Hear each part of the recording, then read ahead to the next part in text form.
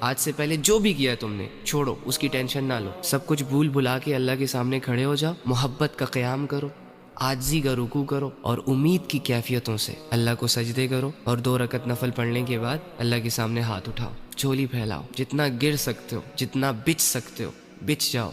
اللہ کے سامنے، جتنی عاجزی ہے تمہارے اندر ساری اللہ کے سامنے رکھ دو، اور اللہ سے کہو کہ اللہ بہت بڑے بڑے گناہ لے کر آیا ہوں، اے اللہ بہت بڑی بڑی بغاوتیں لے کر آیا ہوں، جانے انجانے میں نے ہر وہ چیز کی جس سے تو نے منع کیا، کچھ لوگوں نے کروائی،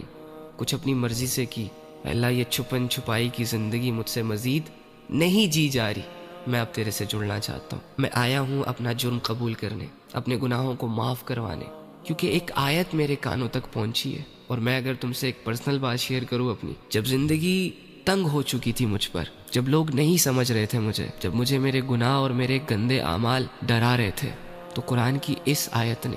مجھے ایک نئی زندگی دی۔ اگر یہ آیت میں نہ پڑھتا تو شاید آج میں آپ لوگوں سے یہاں بات نہ کر رہا ہوتا، اور وہ ہے قُلْ يَا عِبَادِيَ الَّذِينَ أَسْرَفُوا عَلَىٰ أَنفُسِهِمْ لَا تَقْنَطُوا مِن رَحْمَةِ اللَّهِ کہ اے نبی میرے ان بندوں کے پاس جاؤ جنہوں نے اپنی جانوں پر ظلم کیا، گناہ کیے، بہت بڑے بڑے لیول کے، اللہ کو ناراض کیا، جاؤ ان کے پاس اور ان سے کہو کہ اللہ کی رحمت سے مایوس نہ ہونا، اللہ سارے گناہوں کو معاف کر دے گا۔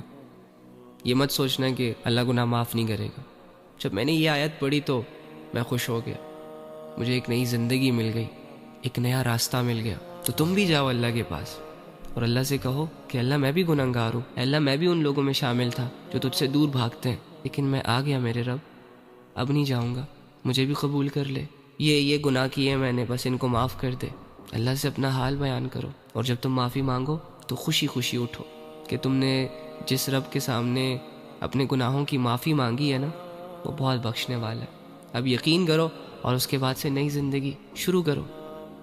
کیا مشکل ہے اس میں؟ چھوڑ دو بے حیائی، چھوڑ دو گناہ، چھوڑ دو غفلتیں۔ کتنی دفعہ کی ہیں تم نے یہ ساری چیزیں، کیا فائدہ ملا؟ کچھ بھی نہیں، آگے بھی نہیں ملنے والا۔ بس پھر اپنی زندگی عبادتوں کے ساتھ جوڑ لینا، علم کے ساتھ جوڑنا، اچھے لوگوں کے ساتھ اٹھنا بیٹھنا، سب ٹھیک ہو جائے گا۔ اور جو بھی حالت اللہ رب العزت کی طرف سے تم پر آئے اس پر صبر کرنا، اس پر راضی رہنا، اور اللہ سے کہنا کہ اللہ حالت تو بڑی مشکل ہے، لیکن اگر اس مشکل حال میں تیری رضا مجھے مل رہی ہے تو اٹس اوکے، ٹھیک ہے۔ ہاں، دنیا کی پرواہ نہ کرو، اپنے آپ کو اللہ سے جوڑو گے تو ایک مضبوط انسان بن کر لوگوں کے سامنے آ پاؤ گے۔ اگر اللہ سے دور بھاگتے رہے تو باوجود اس کے کہ دنیا میں تمہارے نام کے چرچے ہوگے، لیکن تم اپنے آپ کو کبھی بھی مطمئن نہیں کر سکو گے، ٹھیک ہے۔ تو بس توبہ کریں گناہوں سے، رک جائیں بے حیائیوں سے، منہ موڑیں اللہ کی بغاوتوں سے، اللہ سے دور جانے کے بجائے اللہ کی طرف آنے کی کوشش کریں گے نا کوشش؟ یہ تو نہیں کہو گے کل سے کروں گا، پرسوں سے کروں گا، ابھی سے۔